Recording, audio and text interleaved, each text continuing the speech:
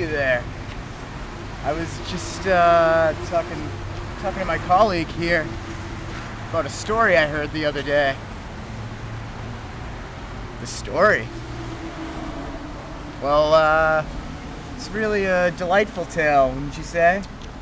It's delightful. You just can't wait to go home and tell everyone about it. You want to hear it? Well, it starts something like this.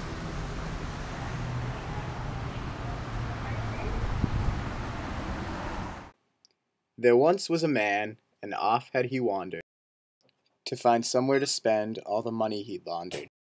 Walking on down the Hempstead Turnpike, looking for something that he'd really like. On did he go, though now walking much quicker, for the stores all around him sold ammo and liquor. There were gangsters and pimps, hoes in plastic stilettos. He said to himself, I must be in the ghetto. He uttered this thought with much fear on his breath, and out came a thug who was tripping on meth. Our hero was scared, he was frozen in shock. Then the thug on the meth pulled out a Glock. Gimme that paper. The thug sounded pissed. He pistol-cracked our hero with a flick of his wrist. He took all the money, the ill-gotten cash, and spent most of it on more meth and some hash. When our hero came to, he was lost and alone. No hope and no wallet, a long way from home.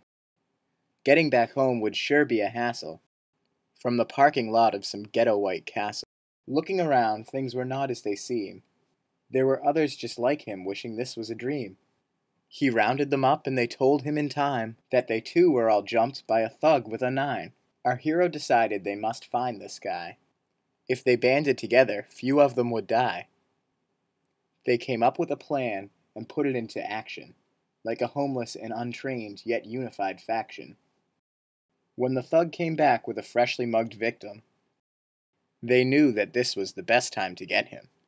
They mobilized quickly like a well-trained platoon, and hit the thug hard like an Asian typhoon.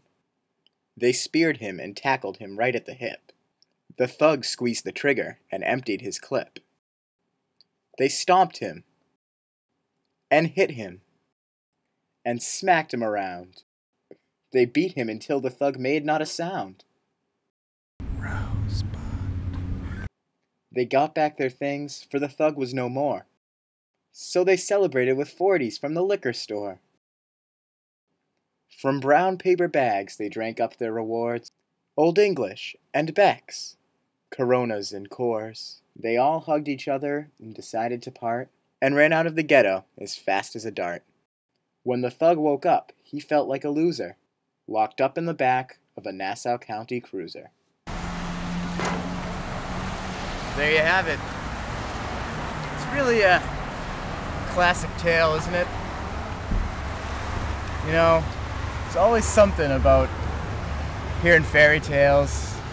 Brings back memories of my youth, you know? It's a story for another day, though. Come on, let's get out of here before we get shot.